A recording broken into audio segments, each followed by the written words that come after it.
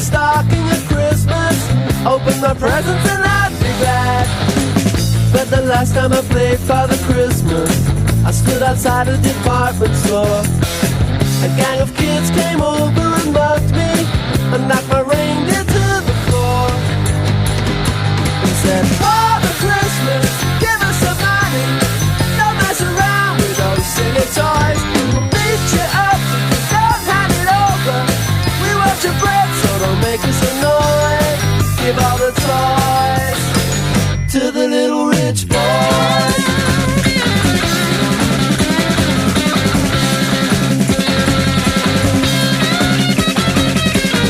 Don't give my brother a Steve Austin outfit. Don't give my sister a cuddly toy. We don't want a jigsaw or Monopoly money. We only want the real McCoy. Father Christmas, give us some money. This is a critical moment, really, in terms of ensuring that Twitter does not become a vector for misinformation.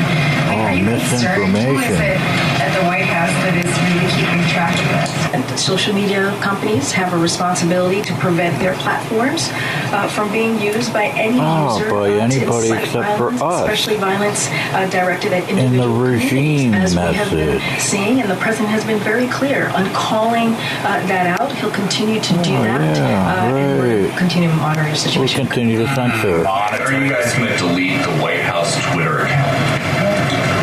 Why would we do that? Well, you're saying that you're keeping an eye on Twitter because it might not be a suitable platform, so why use it? Look, I don't have anything to share on any policy or any changes that we will be making. We have multiple platforms, as you know, that we utilize to communicate with the American people. When you say that you're going to be monitoring some of the speech on there, if you see something that you don't like, would you try to shut Twitter down?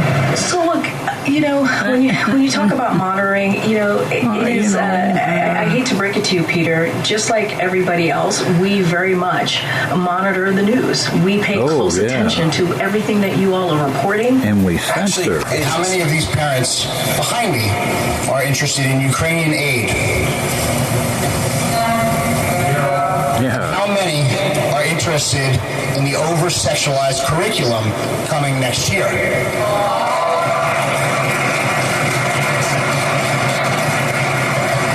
For elementary kids. Pre-K. Yay. You guys really need to reevaluate how you're doing things, because if you think that treating parents in the way that you do is going to get you anywhere, it won't. It will continue to fill these rooms with people who are unhappy. And angry. You are failing our children, but not only are you failing our children, you are grooming our children. And we will not have that. Schools are here for two reasons. One of those is to teach academics. It is not the school, it's not the job of the school, of the board, to teach culture or to teach sex or to teach race relations from a loaded curriculum to children. That is the parent's place. Well, neo-Nazis, QAnon adherents, on Twitter, meme warriors, trolls. These are the people that are now coming onto Twitter, and the people are leaving Twitter who are the sort of more reasonable folks, maybe left-leaning folks that don't think this is for them anymore. Reasonable left-leaning. Okay, whoa, put on the brakes. Welcome, boys and girls, children of all ages, hoofties, poofties, bye-differs, right and left-wing wackos, woodchucks and chuckettes, kings and queens of the Northeast Kingdom, to another version of It's News to Us. And let's see, we have to tell you who we are, where we are. In the booth we have Philo T. Farnsworth, College of Musical Knowledge. You can see his drum videos on YouTube at Terry DeFazio. You're watching It's News to Us. We're Newport, Vermont's oldest TV news. Let's see, this is here's Crypto Boy. And he's out on like this I didn't know anything tour, it's crazy. And why he hasn't been indicted or hauled back in chains, excuse me, I have no idea. I guess if you give $1 billion to the politicians, you don't have to worry about prosecution.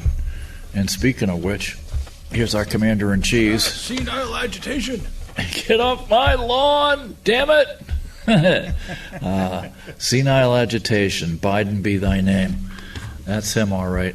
And again, here's some real news sites. And, oh man, have I got a story to tell you about Gateway Pundit, Philo. Hey, lay it on us. Oh, you wouldn't believe it. Okay, we got a couple more, and I'll tell you the GP story. But anyways, you can hit pause and write these down if you're watching on the interweb. And here's the contents of the laptop from hell. These people at MarcoPoloUSA.org, they're actually recruiting people to go through the contents and help them develop like a best hits portion because there's so much crap on there. And there's also illegal sex stuff from what we hear. Really? Oh yeah, underage girls, human trafficking. That's what they say, anyways. That's why Bernie Kerik, the former New York City Police Commissioner, and Rudy Giuliani, they actually turned over a copy of the hard drive to the Delaware Attorney General because of this stuff on there. It's a crime not to report it, Philo. Yeah, I know. When you're a mandated reporter, that is true. Yeah, or even a citizen, I guess. But anyways, you can see it all there. And and the same thing with this stupid Fedsurrection. Last week, Christopher Wray, last week before, he's in front of Congress saying, well, can you tell us about the people out there, And did you have their, we had, I can't, assets? He says, well, tell me, yes or no. Did you have any assets in the crowd that day? I said, well, you should be able to say no. Anyways, I won't say anything more about this, but look this up. Okay, it's a documentary, and Philo was kind enough in this TV station. I got permission from the producers of this documentary called Died Suddenly, and luckily they got back to me on a friggin' weekend, Philo. Wow, that's pretty good. Yeah, it was insane. I told them I was a community producer, and hopefully, if we're lucky, maybe Philo will throw it up on the VMX. It's a VMX stands for Video Media Exchange, where any other station in Vermont can use it. And because I'm a community producer here, and I gave this to the station or get permission for the station, it counts as part of our community production time. Which is a good thing, because if you're a little one-horse station like we are up in the middle of nowhere next to the Canadian border, we don't get a chance to do a lot of local programming. So the more the better. We've had more than usual. We're moving things up a bit. Yeah, that's what Todd was saying at the last board meeting. It's great. And community productions, it doesn't always mean just coming in and doing a stupid show like this one. It can mean a whole lot of things. Cameras out in the field, covering local meetings, all kinds of stuff. That's what the station was designed for. But anyways, back to the Gateway Pundit. Now, I was watching the interweb on Friday night, and Elon Musk was dropped the veil because he bought Twitter. Basically, like Bannon says, he bought a crime scene. Uh-oh. You're drinking on the job again. We're going to have to slide a pizza under the door to poor Philo. He claims to be Italian, but I think he's half Yankee. Anyways. No, Houston Astros. Yeah. Please continue. Yeah, from south of the Manson-Nixon line. Anyways, Gateway Pundit, one of the things at Twitter, they just ban anybody and everybody because it seems like the FBI, they were censoring stuff when Trump was still president. And Bill Barr, I've got an article coming out on the Vermont Daily Chronicle. It should be up tomorrow. It's a short essay. I couldn't hold it in anymore. It's like gas. You know what I mean?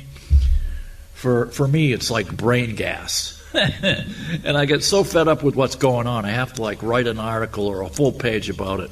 So I did. I sent it to Guy Page, and he says, you want me to, he says, can I have permission to use this? I'm there all like, yeah, that's why I gave it to you, so you can run it, So anyways, this corruption, it's insane. It's like, how much corruption can the system take? All right? It's nuts. Bill Barr, Trump's own appointee. These are you know, it's like if you've ever seen the play or the movie Julius Caesar, my favorite one is with Marlon Brando. Mm-hmm. That was a good version, black and white, and from the 50s. He's surrounded by his enemies, and it's like they pass the knife from one to the other, and each of them takes a stab at Caesar, and that way, you know, it wasn't just one person, but they all killed him. Anyways, it was the same with Trump. They had that laptop. First of all, it started with Rudy Giuliani. He had got a tip about these Ukrainian guys who were willing to testify under oath about the Biden family corruption, right, Philo? That's right. Well, he goes over there, he takes their deposition and stuff with his translators, and he tried to get a visa to bring them back so they could testify before Congress, because this involves U.S. taxpayer funds. This is a violation of the Foreign Corrupt Practices Act, right? It's a big friggin' deal, a BFD. Well, he tried to get visas from the State Department, and Trump's own State Department wouldn't give him the visas to have him come back and testify, Philo. Amazing. And then, it's crazy. And then Bill Barr had this laptop that showed that Trump was, you know, that their whole impeachment thing was bogus because Trump was telling the truth. You know, it's a great thing about being far right. You know why, Philo? What's that? It's because we wind up being right.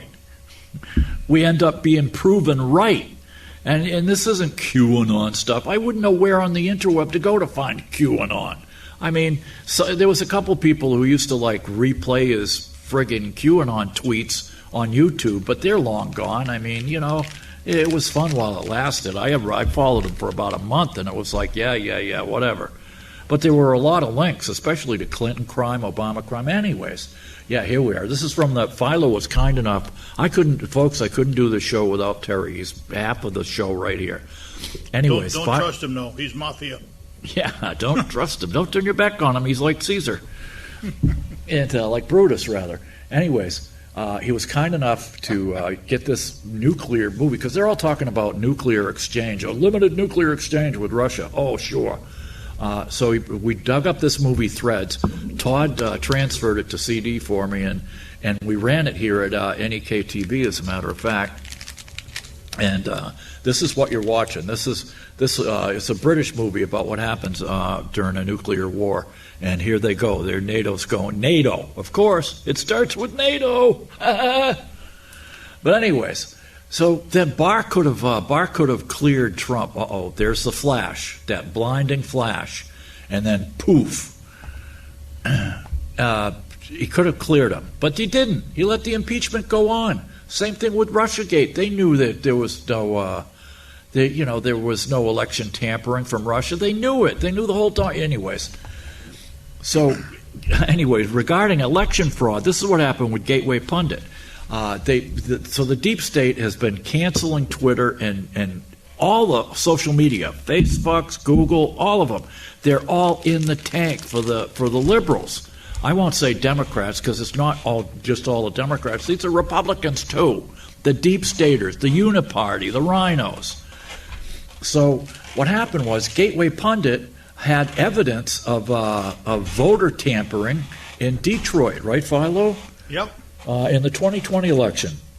So Gateway Pundit had sources inside the TCF Center in Detroit where a van and an escort car drove up at 3:30 in the morning, a.m., dropped off 60-plus boxes of ballots, Philo. That's completely normal, right? Oh, I've seen it many times. Yeah, especially when they have counting machines in like every precinct, you know. So they just come to the state's largest city and dump off 60-plus boxes. So the local media challenged it, of course, because the local media is network media. And next thing you know, Twitter canceled Gateway Pundit. I wonder why. Said it was election misinformation, Philo. Imagine that. Well, you know what Gateway Pundit did? They went out, this was on November 4th in 2020. So they went out and they paid to get the security footage for the TCF Center. And sure enough, man, the security footage from that they got in February of the following year, it showed the same vehicles had made a second trip. The van with another load of boxes of ballots and the escort car. You think Twitter would give Gateway Pundit their account back or unlock their account, Philo? No. Oh, hell no. That was Jack Dorsey. And what's his excuse now? Oh, I was out fishing. He's the guy who looks like Fred Ziffel on Green Acres. The guy's a complete puke, man. Fred and Doris. And their son, Arnold. Yeah, Arnold. I've been watching that every now and then. I'll flip to it because the old TV shows on the NEK-TV, right, from the 60s, they don't have the same commercial schedule. So if I'm watching something and they're in commercial, I'll flip over to them and watch like Green Acres or Hogan's Heroes until I go back to the show I was watching when the commercial's over. I used to like Hogan's Heroes, but now when I watch it, I don't find it funny anymore. No. I don't know why, but I don't find it funny. It's like my father said, there was nothing funny about being in a POW camp. I mean, I know what they were trying to do, and Werner Klemperer said that he played that role because he hated the Nazis so much, he wanted to make them look bad.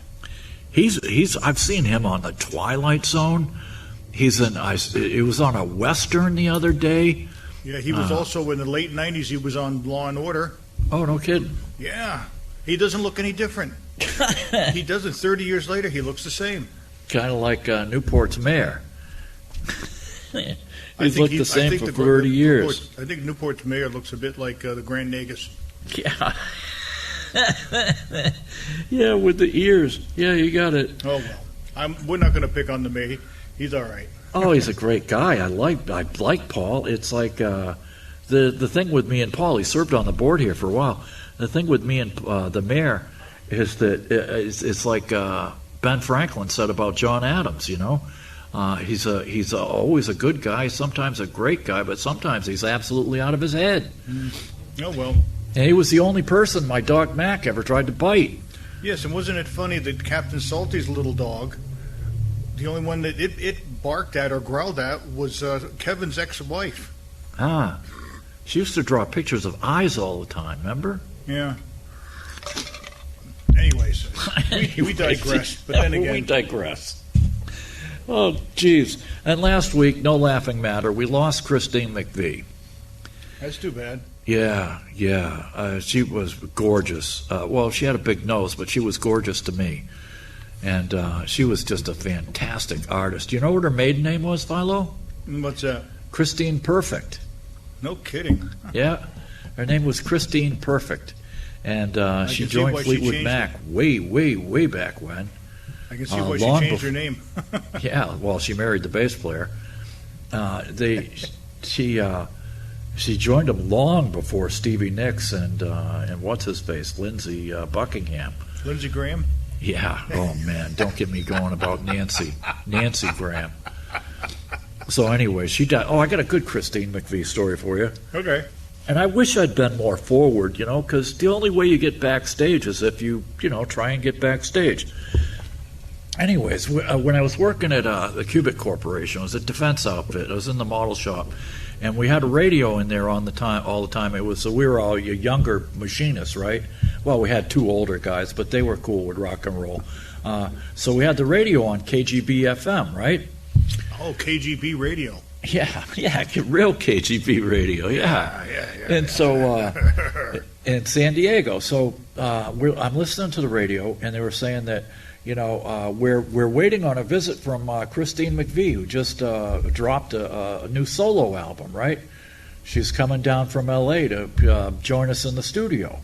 So I didn't think anything of it. All right, I hop on my bike, and I'm headed down on the freeway home. I can't remember which one. It was either 163. It don't matter.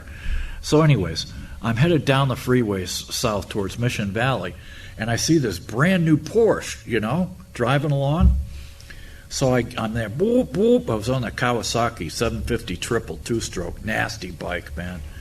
And I come up next to the Porsche, and I look over, and I see this guy driving the Porsche, brand new, beautiful Porsche. And I flip up my visor and look at him, and I noticed a girl in the passenger compartment looks like Chris McVie. So I dropped back, and I cut over 2 lanes, and I came back up, and I get up next to the passenger side of the vehicle, and I flip up my visor, and sure enough, man, it's Christine friggin' McVie, right? Alrighty. Yeah. She's all done up, cute, blonde, blue eyes. So I smiled at, you know how your whole face crinkles up when you smile, right? Yeah. So I smiled and waved at her, and she waved back at me, and off I went. Sure enough, I got home, I threw on the radio, and she was in studio hyping her solo album. And then another time, I saw him in San Diego, and I wish I'd gone back. I got right up front, and I was in the crowd, and I'm waving at her, and she looks right at me, and she pointed at me, and she was waving back. And I'm thinking, is this my imagination? Maybe she thinks I'm cute, because, we were all young and attractive at one time, right, Philo? Well, yeah, some of us were, but I'm not Most sure. of us. At least I wasn't bad to look at, from what I hear. At least we were young. Yeah. I mean, it was 2 kinds of women I ever met: the ones that liked me, and the ones that didn't. And It's I like think now she we're- liked me. Now we're old, we're drunk, and we're angry. We're angry. and then I had a second chance, but I was with my wife at the concert in Providence. Oh no, that'll kill everything. Yeah, I'm sitting. We had fairly cheap seats. We were on the floor about halfway back, right? And so me and Mika couldn't take it anymore, the one-legged pig farmer. So we went upstairs to the Sky Bar, right? And we go into the Sky Bar, and we're talking to these 2 girls, and we're all, shooting the breeze. And I said, she says, you want our tickets? We're not going back down there. It's too damn loud. So I'm all like, what do you mean by down there? She's there, 2nd row, center. I'm all like, okay, sure, we'll take the tickets. So me and Meek finish our drinks, pound down another shot, and off we go, right? And I got right up front again, and I'm waving at Chris McVie, and she's smiling and waving back at me, Terry. Well, what can I say? I'm looking around, and I'm all like, I don't see anybody else that's waving at her, So that's my Christine McVie stories. Oh, yeah, that's cool. Oh, and speaking of which, Once in a while you get lucky like that, Yeah. The first time I should have gone up and said, "Can I come backstage?" or ask Chris if I can come backstage. Anyways, last week they ran Brokeback Mountain on Turner Classic Movies. Now I've never seen the movie because it's a queer cowboy movie, and I wasn't going to pay to see it. I figured I'd wait till it comes on TV. And sure enough, I watched it. And there's only 2 parts where it's really, one time was them up in the mountains in the tent, and that wasn't too graphic. And the other time was when they haven't seen each other for a long time, and the guy comes out of the car, and they hook up next to this guy's apartment, and they're having this big old sloppy kiss, and the guy's wife's looking out the window. But anyways, the rest of it was a great movie, and it was shot in the Rockies. I'll bet I didn't see it on the credits, but I'll bet it was shot in Alberta, because nobody films in the United States. It's too expensive. They all go to Canada. But the movie was good. I can't imagine what it was like being queer back then. It was horrible. And these kids are complaining, these trans kids and this and that. They're complaining about it now. You people have no idea what it was like. Yeah, it's just like the ones that are the woke generation are saying, if you don't believe in systemic racism now, you don't know what it was like when we were growing up, Steve. You and I saw it.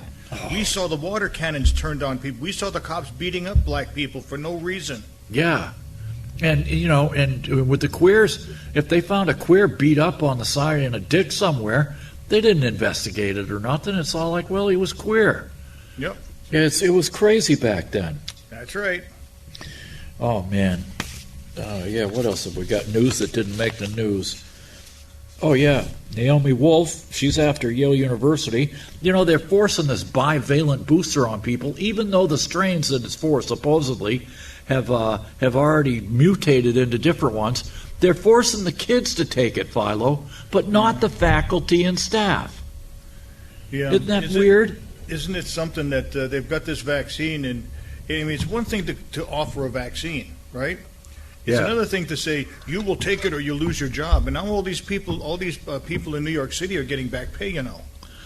Well, that's and look, hopefully it'll happen with the military too. Mm-hmm. But these, I mean, look at this documentary. If you watch this documentary, thanks, Philo, and fast forward to about 45 minutes in, you'll see the video, okay, of people dropping dead, healthy people dropping dead. It is insane because there's so many cameras out there now, right? They're capturing the stuff everywhere. Every bus has a camera. There you go. Everyone's got one of these now. Except for me, I carry my old one with me. and every bus driver is being videoed. Every bus is being videoed. Every train station. So they've got video from all over the place of young, healthy people, and they go into this death spiral, and they spin around and clutch at their chest, and then they go down. And it's like, a lot of people have taken it, and it has no detrimental effects.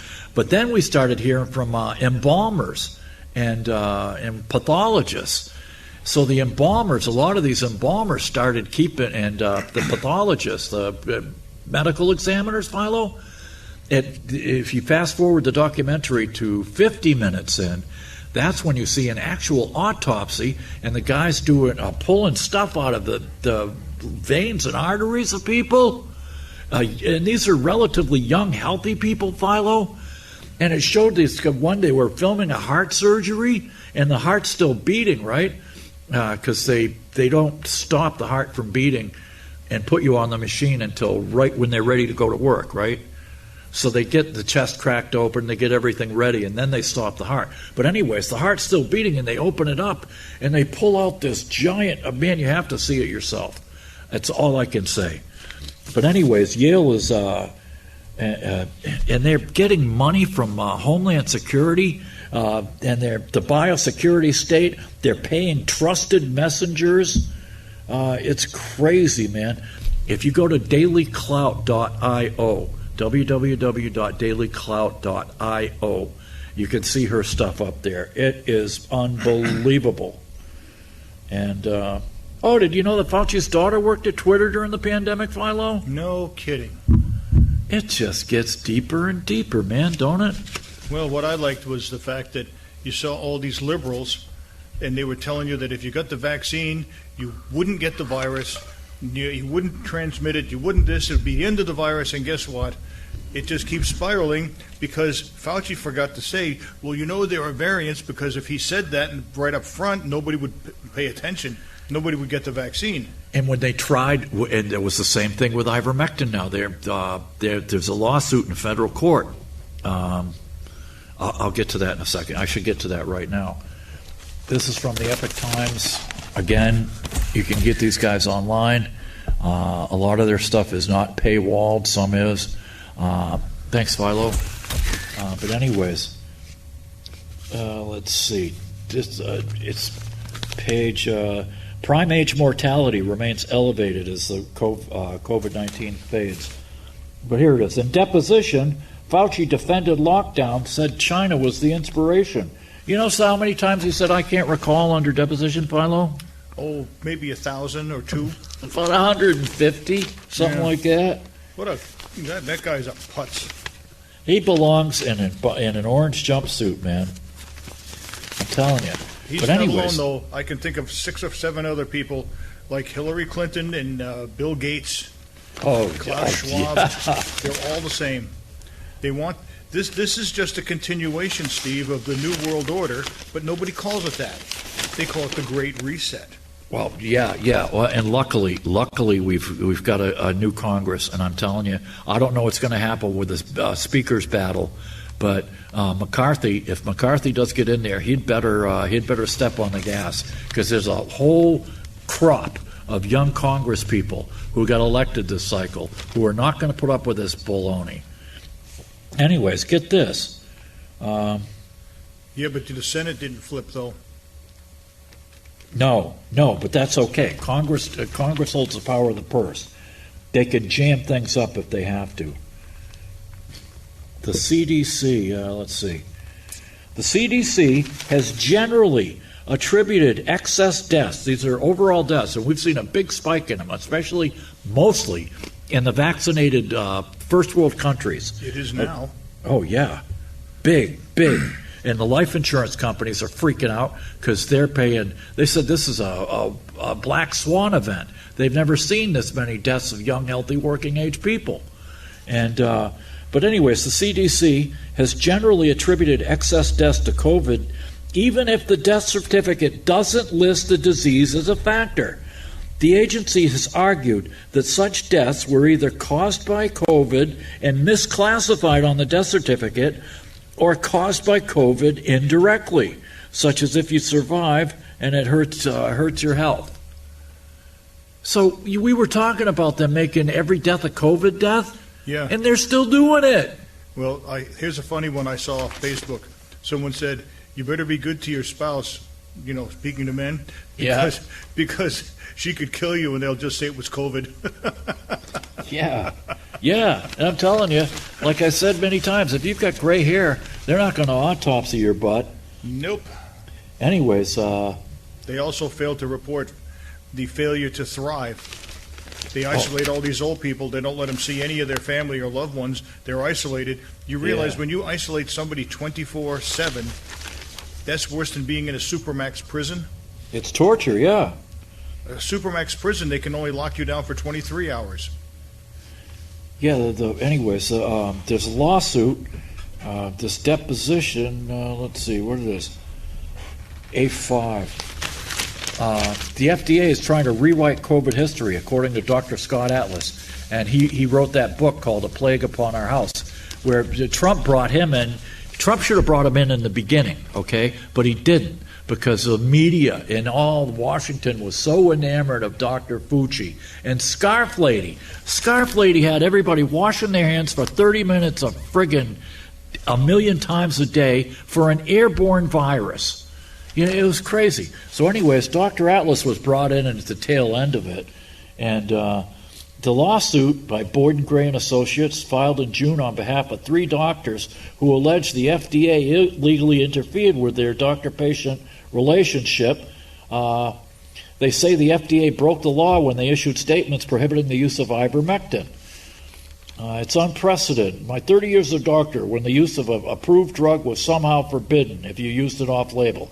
And now the FDA is saying, oh, well, it was just an advisory. You know, you're right. You scared everybody so bad. You threatened doctors, and then you threaten pharmacists. Even if find a doctor to write a prescription for it, which it only works if you take it right away when you get COVID, the pharmacists wouldn't fill it because they were scared.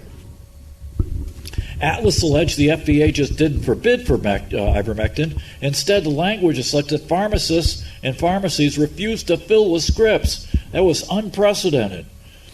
Dr. Deborah Birx, Scarf Lady, she claims in her book that she opposed the lockdowns.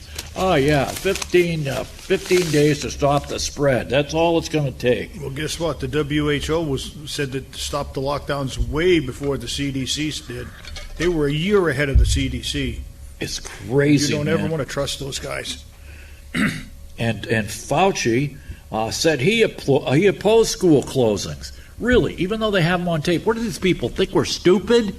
Well, you know what's so stupid, Steve? I was watching this video of these kids playing in a school band. Yeah. And they've all got face masks on with holes cut in them. Yeah, so they can play the trombone. Like, my stuff. goodness, what is wrong with you guys? It's nuts. Gosh. It's nuts, man. I'm telling you, it's fascism all over again. This and is what they wanted. Speaking of fascism, who makes Time Magazine's Man of the Year, Philo? Who's that? Zelensky. Oh, hey, all right. Hey. And you know what he did last week? What's that? He shut down the Orthodox Church. Said they were a Russian propagandist. It's the church. So now he's shut down any opposition TV. He's shut down opposition radio. He's shut down opposition newspapers. He's shut down religion, and we're supposed to believe he's a bastion of freedom. We have to protect Ukraine's freedom, Philo, and their democracy. Well, you know what? He sounds a lot like Reagan when he said, we have to support the freedom fighters in Afghanistan.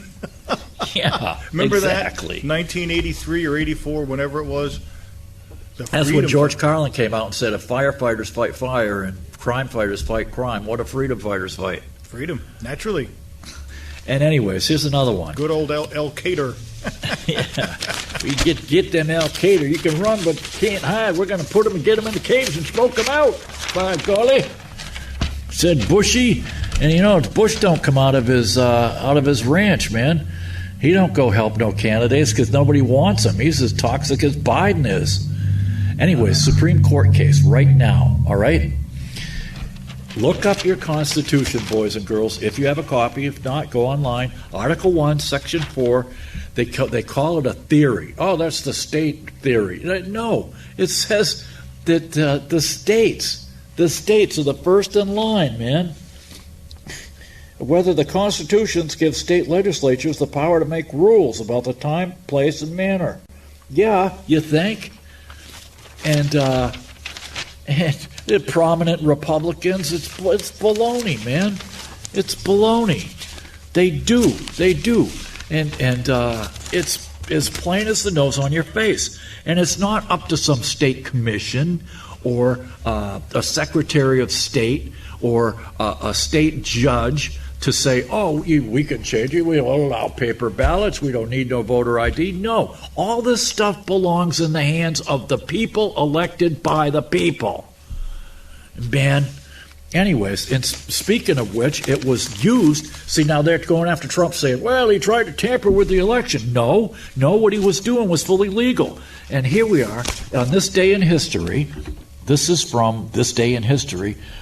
In 2000, during the Bush v. Gore election fight, here it is right here. Al Gore's lawyers battled for his political survival in the Florida and U.S. Supreme Courts. Meanwhile, pay attention, boys and girls. Meanwhile, GOP lawmakers at the Florida State Capitol in Tallahassee moved to award the presidency to Bush in case the courts did not, by appointing their own slate of electors. Of course. Because that's what they have the power to do. It's in the Constitution. That's why they ruled for Bush. It's crazy. And Trump tried to have them change the electors. They can do that. Oh, and speaking of which, you know how people say, well, I never knew anybody in the Electoral College, and I never met anybody from the Electoral College, right, Philo? Yeah. I had one of them last week in the obituaries. He died. He was here in Vermont. He was a Democrat elector. He worked his way up through the party ranks, and I didn't have time to get to it last week, but I said, look at that, by gumbo. There's one of them electors right there, because we only have 3 of them. Mo, Larry, and Curly. Yeah. And here's Doonesbury flogging Trump week after week, conservatives, I should say, this week. It's and Doonesbury says, hi, you've reached Austin at My Facts, offering bespoke reality since 2002. How may I enhance your bubble? Yeah, my QAnon belief system needs a tune-up. The predictions keep failing. I'm sorry, sir, but on advice of counsel, we no longer service violent conspiracy theories.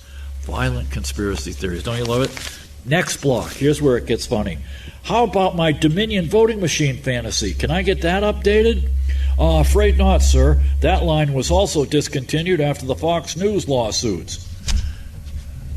I saw a 60 Minutes. Now, that's supposed to be funny. I don't think it's funny. I saw, they are suing Fox News, true. I saw a 60 Minutes part on these machines. And they had the company CEO there and stuff. And all it was a puff piece. It was like a sales video for these machines. Nothing about the other side. Nobody to question any of, nothing, you know?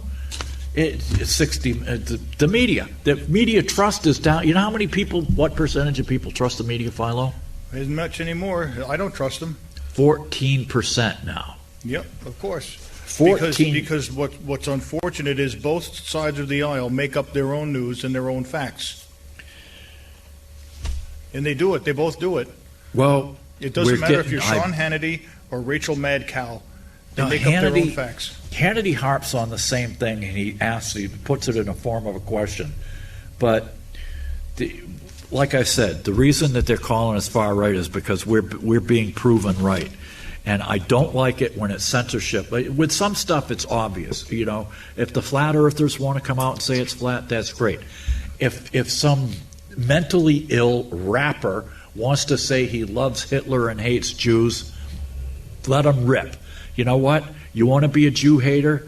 Go ahead. That way we know who you are. Okay? Yeah, of course. Smoke them out. But do I think it's we should have the right to step on them? No, let them rip, man. Oh, here we are. Pfizer updates vaccine for kids, and they even mention the stuff in the article. It's in the tail end. This is from I don't know what day's paper is this. The Burlington Free Press. I get it for comedy, anyways. This is from yesterday's paper, because that's all it is comedy right about now. Yeah, Pfizer updates it for kids. Yeah, sure. It's, yeah. And they're wondering why only 2 to 4% of parents are jabbing their kids with this stuff. I can't understand why, man. Vaccines are totally safe and effective. Fauci's been saying it for years. Pfizer is asking regulators to authorize this vaccine for children under 5. Hey, it's been tested on 8 mice, Philo. That works for me. 8 whole mice. Now get this. Pfizer and BioNTech said it may help prevent severe illness and hospitalization in little kids at a time when hospitals are packed with youngsters hit by other illnesses. Now wait a minute. If the hospitals are packed with kids having other illnesses, what's that got to do with COVID?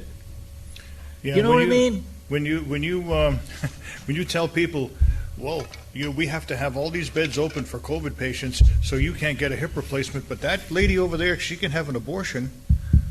Her life's not in danger. She just wants an abortion. I read on Bobby Kennedy Jr.'s website, children'shealthdefense.org. They're denying some girl another one, a kidney transplant or surgery, because she won't get the vaccine at this stage of the game. Yep. Then go to a doctor's office or a dentist's office, and you still have to wear a mask. They got it there, and you can't get by it. They will not let you in if you don't wear one. So they just say that to prevent severe illness and hospitalization in little kids, even though they're packed with other illnesses. What? So if that's not a bad enough head scratcher, right? Few of the nation's youngest children have gotten their vaccinations. Just 2% of tots under 2 and 4% of 2 to 4s have gotten their doses so far, according to the CDC. So you mean we've spent all those billions and billions on all these doses for nothing, Philo? You think they have a usage clause in the contract that these pharma companies are going to get paid whether the vaccines get used or not? I'm betting they get paid no matter what, Philo. Oh, of course. And the FDA has authorized the new bivalent shots, versions by Pfizer and Moderna, as a booster for everyone 5 and older. These combination shots contain half of the dose and half tweaked to match the BA4 and BA5 strains that until recently were dominant. Wait a minute. So they're not dominant anymore? Until recently were dominant. So why would you take, what? I know a few ladies like that. The ball gags, the whips. Oh, we won't go there. Yeah. Now BA5 descendants are responsible for most cases. So they come out and say it. They say that there's no COVID kids in the hospital, or hardly any to count, in one part of the article. And at the end of the article, they say it's for the strains that until recently were dominant. So we're telling you the truth, but with a big but. Everybody's got a big but, don't they? Well, some just bigger than others. Yeah. Oh, and you know why Fauci kept saying, I didn't do gain of function, we never did gain of function, and that's another thing. Oh, the United States taxpayers paid for it. You think, wait a minute, we're borrowing money from the Chinese, right? We're borrowing money from them to keep our country going and sell bonds to them. Do you think they need our donations to run a lab? No, they wanted cooperation with our people. That's all they wanted. And their dirty-ass lab couldn't contain the thing by the looks of it. And now they've got another lockdown, and they're forcing what they have now over there is slave labor. Yeah, oh, man, that's another thing. Next time some punk-ass kid tries to bitch to me about slavery, which we stopped in 1865, I'm going to look at him and say, do you have a phone? And they say, yeah, right here, and pull out their phone. I'll say, who do you think made that phone? Slaves. Fool. Yeah, they put up China. anti-suicide nets around the Foxconn building. Come on. Yep. So anyways, you know what Fauci does? He says it's not gain of function because you know what it's properly called, Philo? What's that? The proper word is dual-use bioresearch. Yeah, Yes. right. It's not gain of function. It's dual-use bioresearch. And there's a new book out by a guy who was the vice president or president of EcoHealth Alliance. His name is Dr. Andrew Huff. And he goes on to talk about the money for these labs and stuff. It comes from a CIA front. And this, from what I understand, the CIA front is called InQtel. And InQtel provides funding for God knows what, God knows where. Do you remember when this first came out, Steve? They tried to blame it on the wet markets. Yeah. That was the first thing. I remember that quite well because that was when they kept all of us out of the station.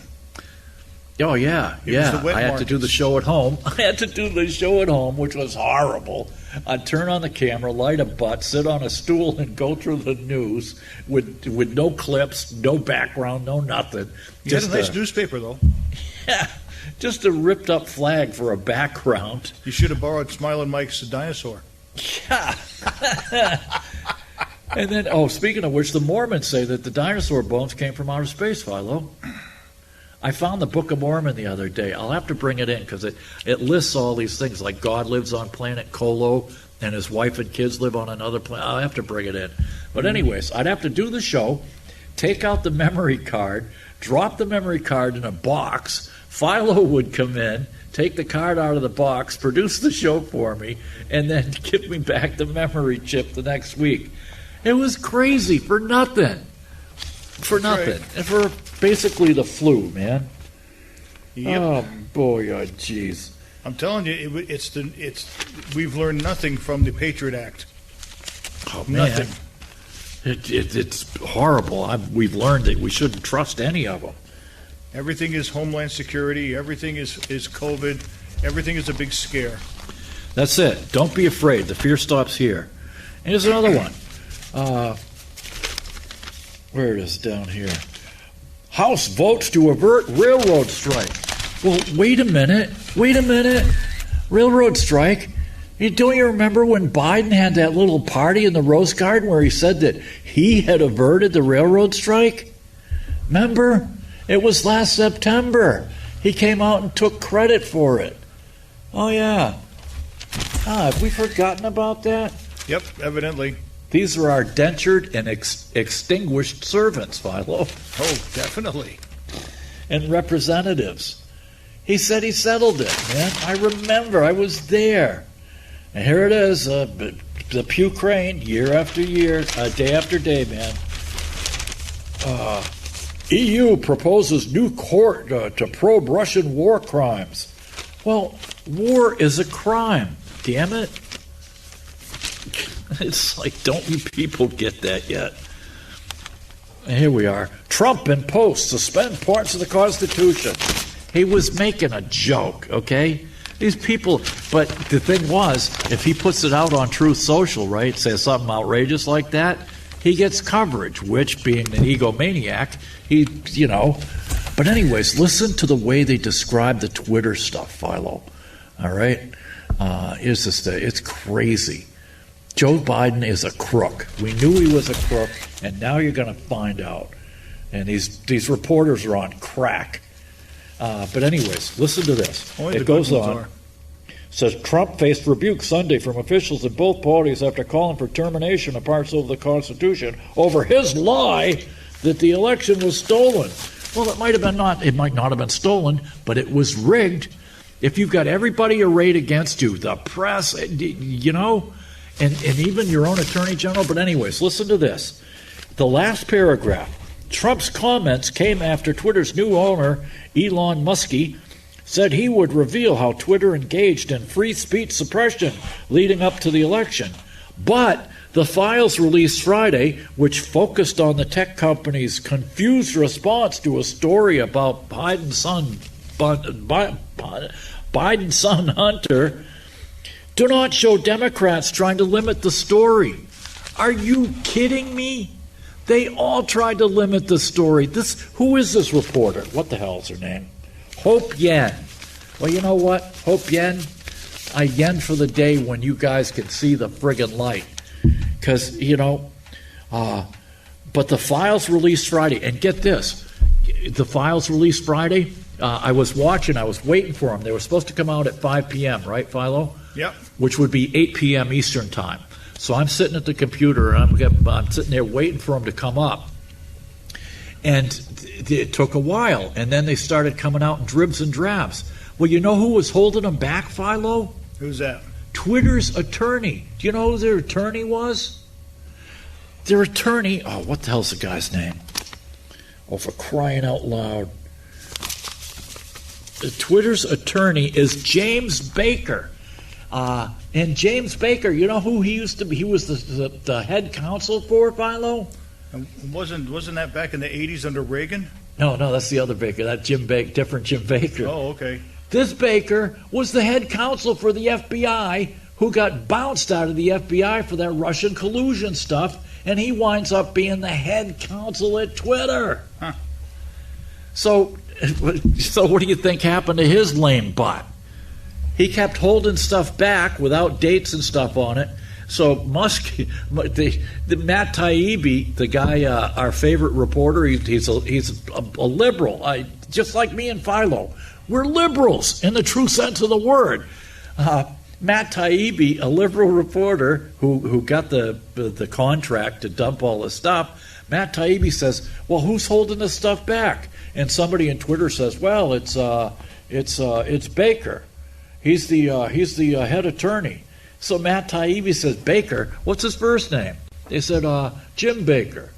It's like, what? What? It's James Baker from the FBI. So Fauci's daughter worked for Twitter. The FBI people are working for Twitter. The FBI is sending people out to San Francisco, flying them out from Washington every friggin' week to monitor and clamp down on social media. And you know who their contact person was in the San Francisco office, Philo? Who's that? A guy named Elvis Chan. I'm not even going to comment. It's Charlie Chan's grandson, man. They loved Elvis. His parents loved Elvis. Oh, that's good. Elvis Chan. Now, there's a name you won't soon forget, right? Nope. Oh, by the way, you're getting close to last but not least. Oh, man. It's crazy. Far right. There's another one. And this is from Sunday's paper. In small towns, fear for the future. Once on the fringe, far right views take hold. And it's like a 4-page friggin' article. A 4-page article about, geez Louise, about all these small towns in what is it, Wisconsin. They've gone far right, Philo. I could do a whole show just on this stuff. But anyways. Okay, time to wrap it up, Steve. All right, wrap it up. You see the new Pentagon bomber, Philo? Nope. It's this is their new stealth, the B-21 Raider. The B-21 Raider, $550 million a piece, Philo. Look at it. It's the same damn airframe as their other Batwing bomber that Northrop made. So they just souped it up, screwed with the electronics, threw in some new stuff, and they're charging $550 million for the same Batwing bomber. Okay. Your tax dollars at work. Well, once again, you wasted a perfectly good hour of your life watching this show. So hopefully, good Lord willing, we'll see you again next week. Inshallah, as the Hebrews say. So until then, get down on your hands and knees in the men-only mosque, sniff the bum of the guy in the man dress in front of you, head east towards the meteorite in Mecca and say, Allahu Akbar, Allahu Akbar, Allahu Akbar, Merry Christmas! This is a critical moment, really, in terms of ensuring that Twitter does not become a vector for misinformation. Are you concerned? Who is it at the White House that is really keeping track of this? And social media companies have a responsibility to prevent their platforms from being used by any user by anybody incite except for violence, us. especially violence directed at individual In the regime communities, as we have been message. seeing, and the president has been very clear on calling that out. He'll continue to do that, and we'll continue to monitor the We'll situation. continue to censor. Are you guys going to delete the White House Twitter account? Why would we do that? Well, you're saying that you're keeping an eye on Twitter because it might not be a suitable platform, so why use it? Look, I don't have anything to share on any policy or any changes that we will be making. We have multiple platforms, as you know, that we utilize to communicate with the American people. When you say that you're going to be monitoring some of the speech on there, if you see something that you don't like, would you try to shut Twitter down? So look, when you talk about monitoring, it is. I hate to break it to you, Peter. Just like everybody else, we very much monitor the news. We pay close attention to everything that you all are reporting, and we censor. Actually, how many of these parents behind me are interested in Ukrainian aid? How many are interested in the over-sexualized curriculum coming next year?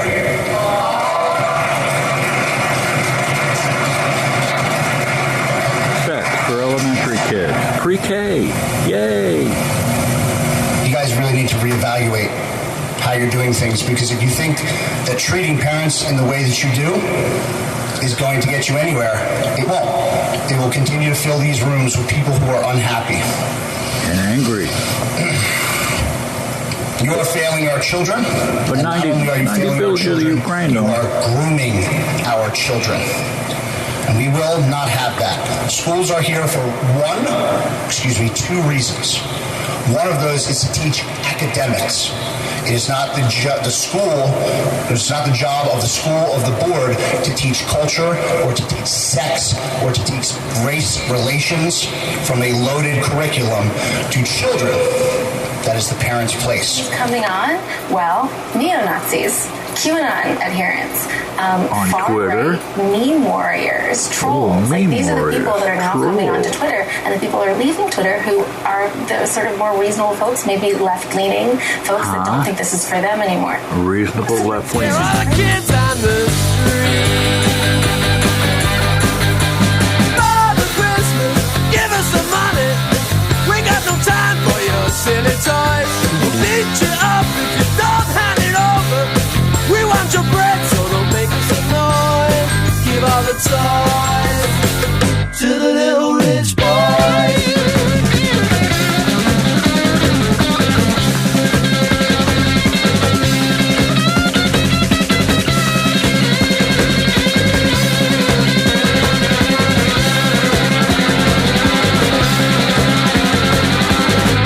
Have yourself a merry, merry Christmas. Have yourself a good time. But remember the kids who got nothing while you're drinking down your wine.